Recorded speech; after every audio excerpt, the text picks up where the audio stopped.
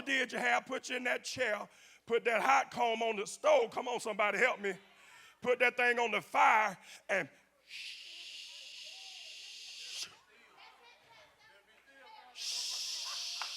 mama, that mama. You better be still, baby. This thing burned. We got away from that. Start paying $60 and $70 for something you can do. You just lazy. You want to feel important. You falling and you can't get up. You didn't slip. Okay, they don't like this one today, Dorsey. I ain't got long today. I can't get nasty like I want to. But it's true. Never spend your money before you earn it. I don't know who I'm talking to, Lewis. It ain't you. I don't know who I'm talking to, but some people spend money before they get it. Oh, my income tax will be here Friday. You started spending Wednesday. Before Friday, I'll catch it up. My income tax coming. And what happens when they don't come Friday and you get a letter? We audited you. And it seems like they always audit you at the time when you really needed the money for real, though. And it stinks up the whole house because you've been planning this all along before you got the. But the Bible tells me to count the costs before I do anything. You got to let people get out your mind. You got to evict people from your mind. You got to evict what you see in the natural from your supernatural. The problem is you're doing like you're doing because your supernatural is polluted. It's polluted. Everybody wants to receive. Everybody want to go and withdraw. Nobody want to make deposits. Like nobody wants to make deposits no more. People don't like to go to church no more. Everything has to be in the order of convenience. People don't even like to tarry at the altar no more. They'll look at the pastor if he mess around and just say, everybody come to the altar. You'll see some people, man, I can't believe this joker, man. The Falcons finna play. I'm trying to save your eyes.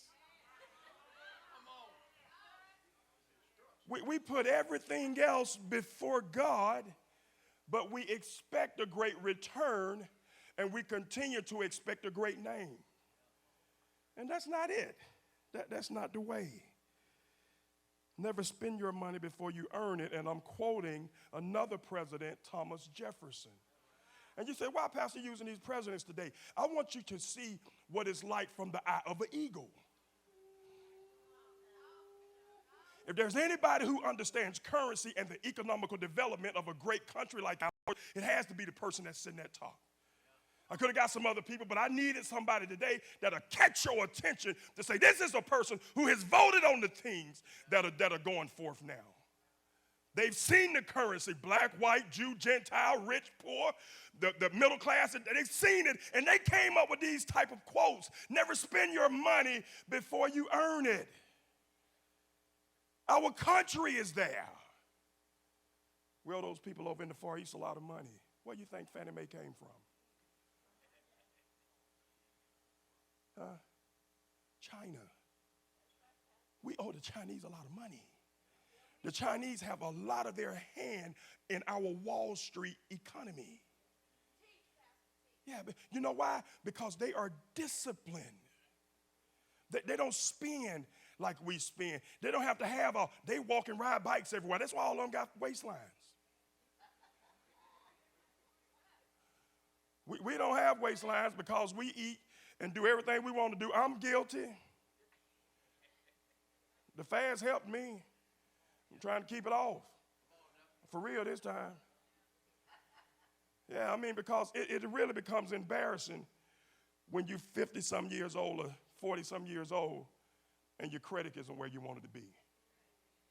There's nothing worse than to need something and don't have some type of plastic or some type of corporation that believes in you enough to say, I'll front them the money until they can give it back. So what we do, we press. We press and go out here and get these cards with these high interest rates, but they have a big name. Yeah, American Express is cool if you get that money every month. But if you don't have that money every month, American Express is a horrible card to get. You have to understand what, I want American Express. Baby, your money ain't saying American Express, let alone your discipline. Because American Express, you swipe it, they're going to take it. Yeah, it ain't one of those secure cards, put $100 on it. I got a credit card, baby, that's a secure card. You ain't got but $100 on that. Ain't nobody trusting you. You had to put the money up so you can use your money on the card. That ain't, I mean, come on. Okay, this the kind of service we have in the next 4 weeks. I want y'all to get better. I could have preached a sound service today, you know, Black History Month. But blacks need to get our credit straight. We need to get our name back. We need to get another Black Wall Street back for those who read, who understand what I'm talking about. Tulsa, Oklahoma, Black Wall Street, own banks, own insurance, own everything. That's why I made sure I had our people coming to speak. So, I want our people speaking to our people. So our people can say that our people have some sense in doing the stuff that we need to do to get to where we want to be, and the church said. Amen. So that's where we are with that. Last one, creditors have better memories than debtors. Yes. Creditors have better memories than debtors. Creditors never forget you owe them. You only forget you owe them. And that's Benjamin Franklin. Benjamin Franklin, I know he wasn't a president. I get that one, I know. But he was one of the 8 founding fathers of the Declaration of Independence. He knows money too. He knows currency also. We don't even have to go to Edward Jones or Merrill Lynch or any of those places, Stanley Morgan. We can go right here. You've lent people in here money or in your family money, and you was waiting quietly and letting patience have her perfect works until patience got tired. I need a better crowd than this. I need somebody who woke this morning. Yeah. And patience got tired, and you had to go and ask somebody, remind them that you owe me money. And it's amazing how they get amnesia. They forgot they owe you. How can you forget when you bother me every day until you got it? You can't be sowing into bad soil. A lot of your debt is jacked up and you've fallen because you sow into bad soil. Now, this comes at a very opportune time because we got income tax season. We got income tax season, and I promise you 3/4 of you in here ain't put God no way in that. You got what I'm going to pay Disney, who never give you no return. I'm going to the beach, and the beach don't come to you. I mean, I'm finna throw myself a cookout. We finna have a shrimp ball fest. And you're gonna ball out with the shrimp ball fest and your paper plates. You can't even put the shrimp and the corn on the old, you're getting the cheap paper plates. And it's running off the plate, the corn too heavy, the juice coming through, but you want to ball out. Yeah. I can't stand that. You're going to ball out. You get the good paper plates. You know, get the Chinette paper plates, the ones that are steady with compartments on it, so the shrimp juice ain't running over into your potato salad. Got potato shrimp juice. I mean, just everything, mess the whole meal. I don't want your meal when you're cooking like that because you ain't investing. You a slave. Because when you serving that type of stuff, when you got guests, whatever you serve lets your guests know what quality of person you are. Ain't no tissue in the bathroom, got to use Kleenex. Paper towel. I'm just saying, I wish I had more time. Somebody say, I've fallen and I can't get up. I can't stand. I go to your house and I got to use paper towels, and then you get mad when somebody clog you. And it all starts and stems from the fact that you're not disciplined enough to calculate. I'm not disciplined enough to say, if I want to do this, this is what has to happen. We just say what we want to happen, and then we let the chips fall where they may. Nobody wants to sacrifice. We have to be persistent in our giving. Nothing in this world can take the place of persistence. Talent will not take the place of persistence. Nothing is more common than unsuccessful men with talent. Nothing is more common than unsuccessful men who have talent. In other words, Rock, they have talent, they're unsuccessful because they refuse to be persistent enough to use what they have. You know what we do? We make excuse. We make excuse why we don't have a good name. We make excuse why our credit ain't strong. You don't have to have a lot of money to have good credit. You just have to have a lot of discipline. That's all you need. People think that it's all about the money. If I have a little time, I'm going to show this to you. You don't have to have all the money in the world. You just have to have all the discipline in the world. That's all you have to have. Most people have fallen financially and can't get up simply because of bad financial decisions. It ain't nobody else. You're just making bad financial decisions. You know, you should never get a house where it maxes out what your income is. That means you lose that house, you lose that job, you up the creek. And the first thing you should do when you get that house is not try to fill it up with all kind of furniture. You should be putting up for 6 to 12 months in case something happened. I got a year to get myself back on. But we don't think like that. I want those $1,500 curtains. And people don't even know they $1,500. I mean, they don't even know they $1,500. You just feel good for 2 weeks, and then you feel bad because they $1,500. You start looking at yourself. I've done it. I looked at myself and say, why did I buy all that? Baby, why we do that? That don't make no sense. I shouldn't have bought all that good liquor and let all them drink that high-priced liquor and messed up the house. I should have bought all of them Seagram gin.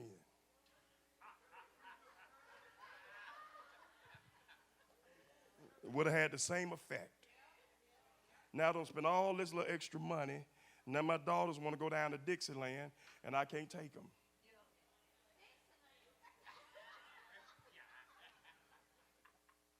Bad decisions. You're in a financial crunch. You're falling because you have a series of poor decisions. A series of poor decisions. You abuse your credit cards. You use them just because you got them. You abuse your credit card. Now you feel enslaved because of your spending behaviors. And then you try to blame it on everybody else in the house. You the one got the issues. You have an issue. I tell people all the time, it's not just alcoholics and drug addictions. People who spend like that uncontrollably, they're worse than alcoholics and drugs because they can hide it. They can hide it from you. And they'll just keep building on it. And then stuff come with those bad decisions because they don't want you to know that they have an addiction, so they bring a friend in called fabrication. On the street, they call that liar. All because my credit is jacked up, so I've fallen, and when I can't get up, most people, when they can't get up, they try to drag you down. Try to drag you down. I mean, many people in here make good money, but you're obligated to hand the majority over to various companies. It's a lot of people in here make good money in our church. A lot of people make good money, good living money. But the problem is they owe the majority of it to various companies. Visa, MasterCard, Macy's, Lane Bryant. Yeah, Lane Bryant.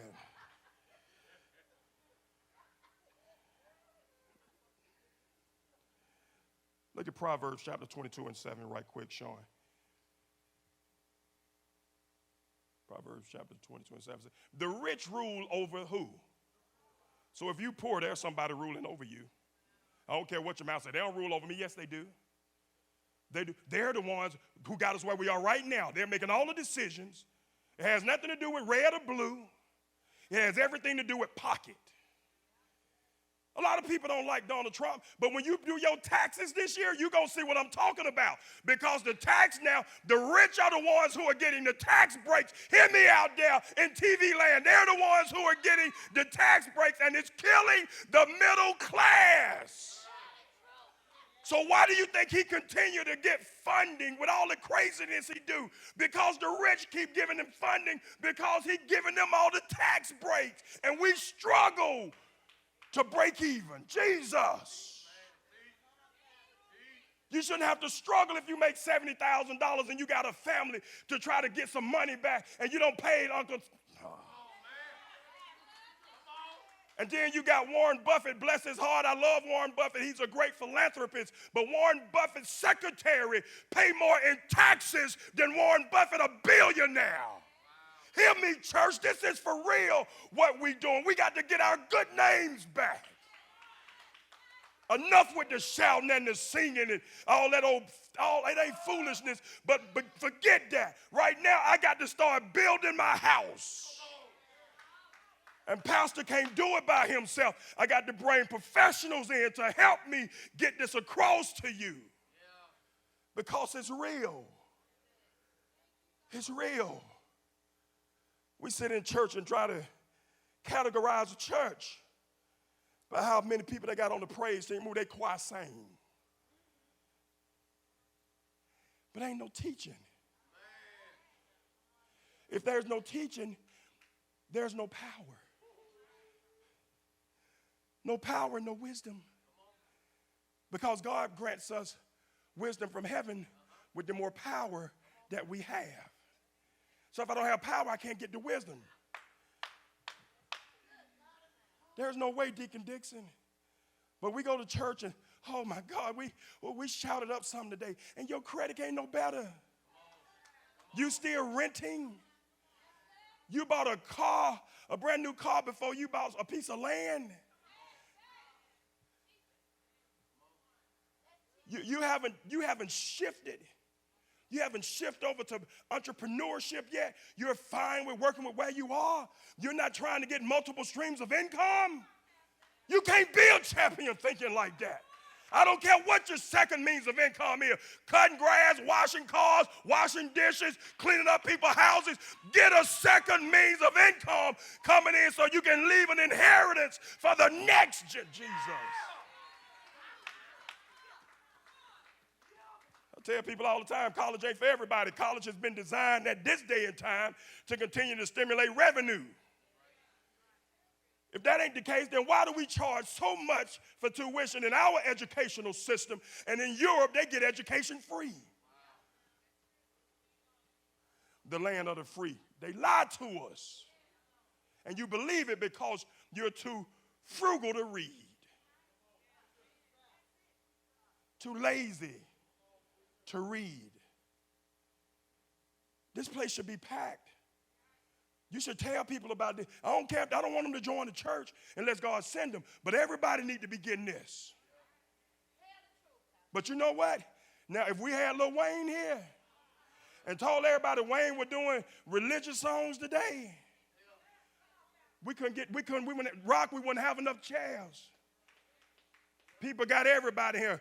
Grandmamas can barely make it in here. Where Wayne? Where Wayne at? But every time you give something that people can eat, but it take a little while to digest, they don't want it. They don't want that. They don't want it. They understand that they've fallen,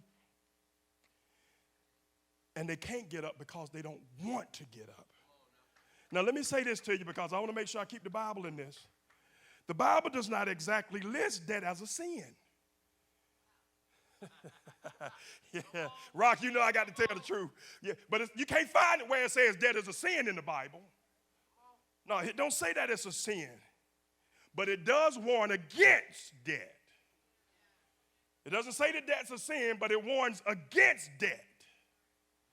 Oh, no man, nothing but to love him. The lack of financial literacy causes us to experience the consequences of debt. Most of us are in debt because we lack the literacy financially of what it takes to be successful.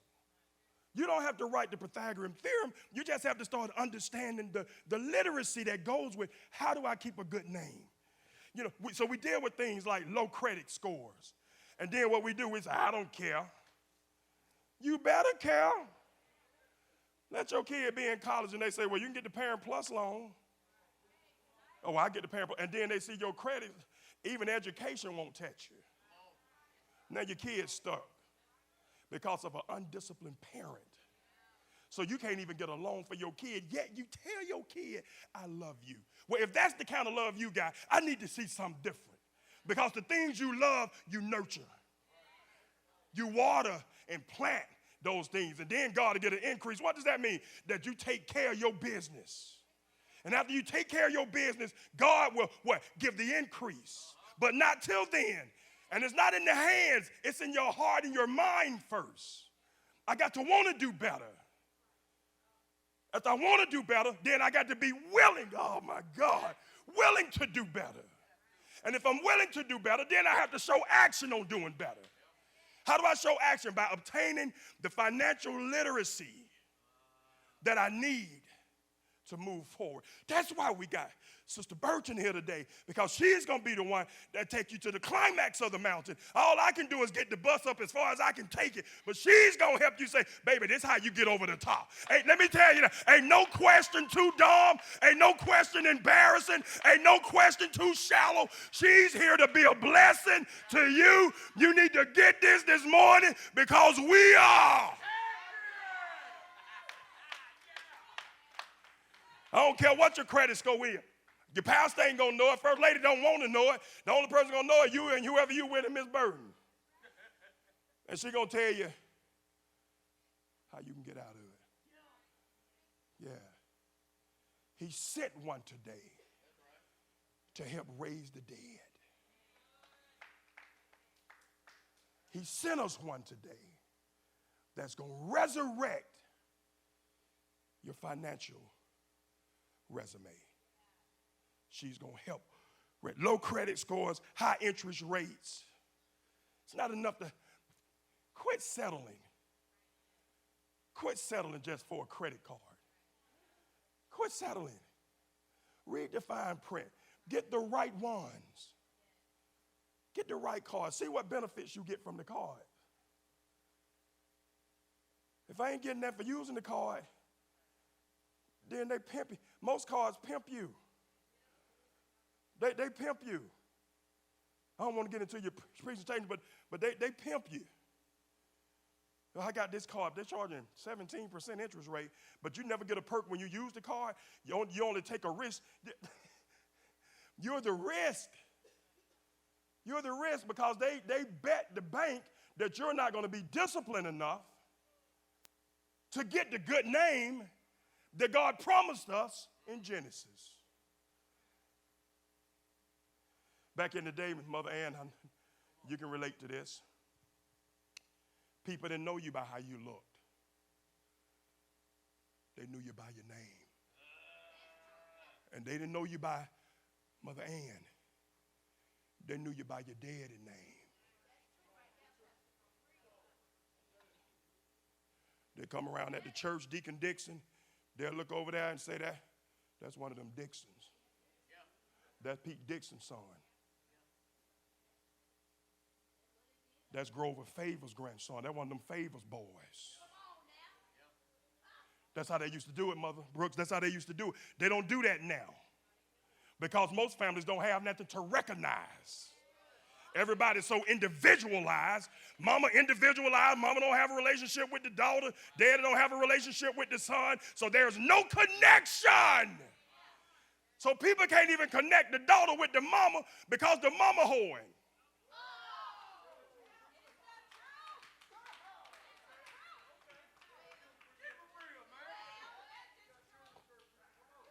And the people say, I refuse to put her daughter with that name. Tell somebody, it's all in the name. Yes, you got to have a good name. The Bible declared that a good name is better than money. A good name is better than money. Which means if I pay my bills and do stuff on time, I'll get the respect that I have earned. You don't deserve it, you earn it. That's the problem. People feel entitled. I paid the bill on time the last 2 months. You've been late the last 48, baby. How many know what I'm talking about?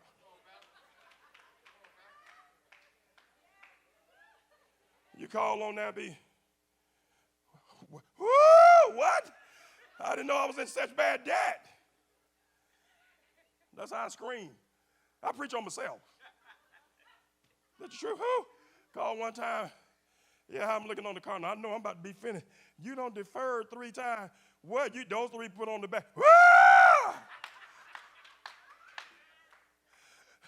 Sin to get you like that. I was drunk probably when I called him and told him I need to defer. I had a good lie, a drunk lie. Somebody say a drunk lie. Y'all know what I'm talking about. Whether you lying to a debt collector or your wife, you had those good drunk lies. There was a death.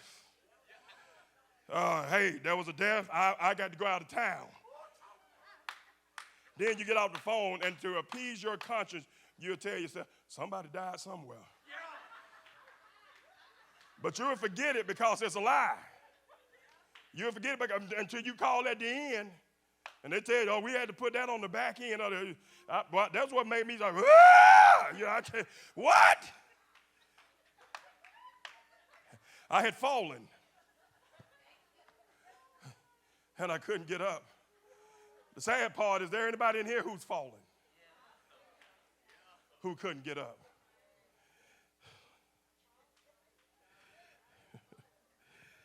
I got 4 principles I want to get to, but I got to get to them next week because my time is up for today. But I'm serious about building generational wealth. I am serious about this. Listen, you bring everybody you can next week. I don't care how they look. Just bring them. Make sure they have a journal or they can get one here. Write this stuff down that Miss Burton finna give you today. Write it down. Write it down in that journal that God had me to give you. Nothing but God in that journal this year. That's your second Bible. That's the addendum to your Bible. That's the extension to your Bible. Things are getting better. Not because we just praying it in, because we're putting work with the prayer. The Bible declared that faith without work is dead. That's why we got so many dead people in the church. That's why your name don't have no power. Because you want it, but you're not willing to work for it. And not just working in the store, but I'm talking about or in your profession, but when you get the money in your hand, that's the vital part. Oh, all of us in here, ain't none of us afraid to work. Most people in here, I promise you, they ain't afraid to work, but it's what they do when they get that kryptonite in their hand.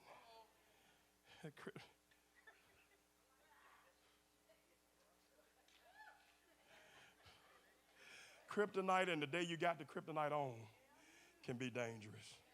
How many know somebody ain't nothing like getting paid on Friday? Thursday paydays are detrimental to Friday work day. They missed that. They slow, but they were waiting on Jab. Thursday paydays are detrimental to Friday work days. Because if I get paid on the right Thursday, when spring breaking in, and Joyce and them had a barbecue, ain't gonna make work Friday.